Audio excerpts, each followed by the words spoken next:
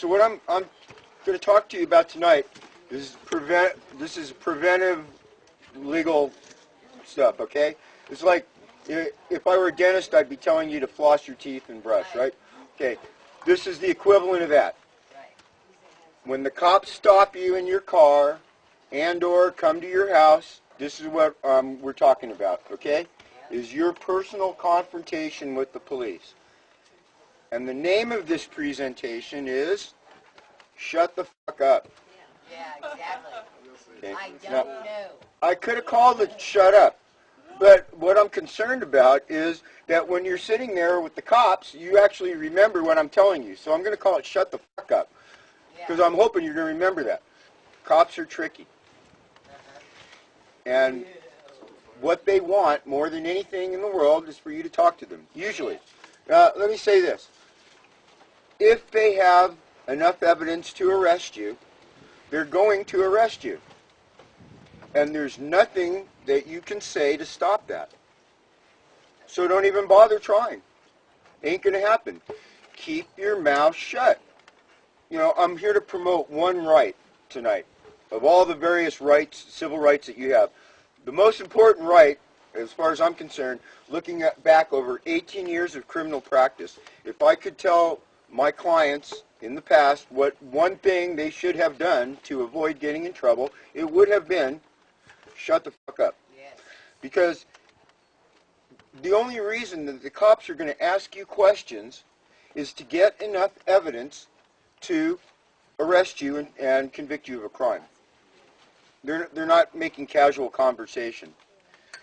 And whatever you think you're going to tell them that's going to be helpful probably is not. Okay? And most of them figure if they give you enough rope, you're going to hang yourself with it, and it's probably true. Here's how the process goes. The cops arrest you. They put you in jail. They go back to their little office and they write up a report. It's called a police report. They send that police report to the district attorney's office.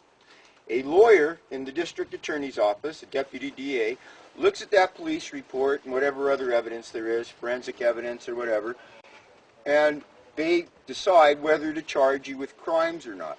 The police, now, this is important, the police do not make that decision. That's a decision that's made by lawyers. So whatever cops tell you about whether they think what you're doing is legal or not, disregard. Some of the weird things that I'm hearing cops saying in San Bernardino County. We don't have medical marijuana in this county. How many of you heard something like that? Anybody? I hear it a lot. I hear it a lot, and I've heard it recently. Okay? There are cops in this county that at least say that they believe that there's no medical marijuana. Okay? Don't argue with them. You're not going to convince them. Even if you open the code book to Health and Safety Code 11362.5 and stick it in their face and say, what does this say, officer? Or you talk about Kelly, or you talk about whatever, they don't care. It's lost on them. So, the best thing to say is nothing. Now, cops are tricky. The cop says to you, well, Mr. Jones, if you talk to us, we'll go easy on you. Oh, you've heard that one? Yeah, we just want to know the truth. Okay, that's a lie. They don't want to just know the truth. They want to know something that they can use to convict you of a crime. And they're not going to go easy on you.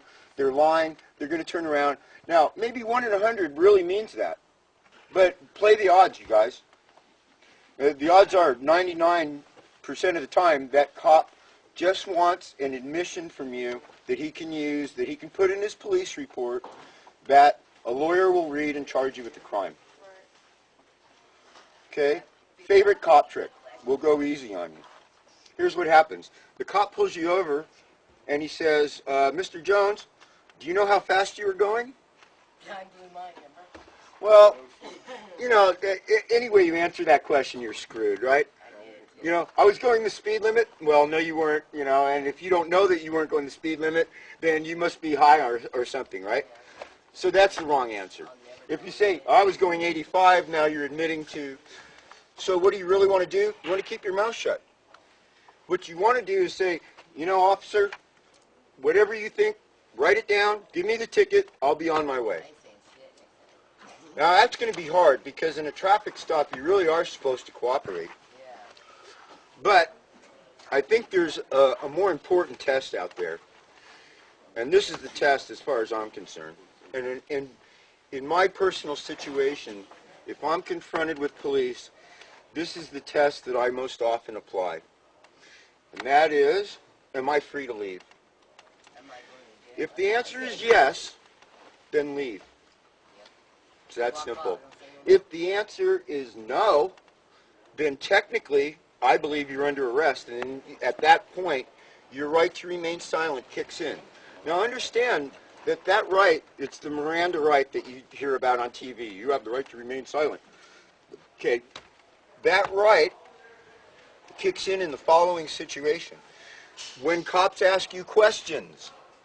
So, you know, people ask me all the time, they go, well, when they arrested me, they didn't read me my rights. Well, they didn't ask you any questions, did they? Well, no. Well, then they didn't have to. Oh, yeah. They can give you a field sobriety test. You don't have the right to refuse that if you're driving a car. Implied consent, right? Right. So they can give you a breathalyzer. They can take you back to the station, give you a chemical test. They don't have to read you your rights to do any of those things. Don't be confused about that.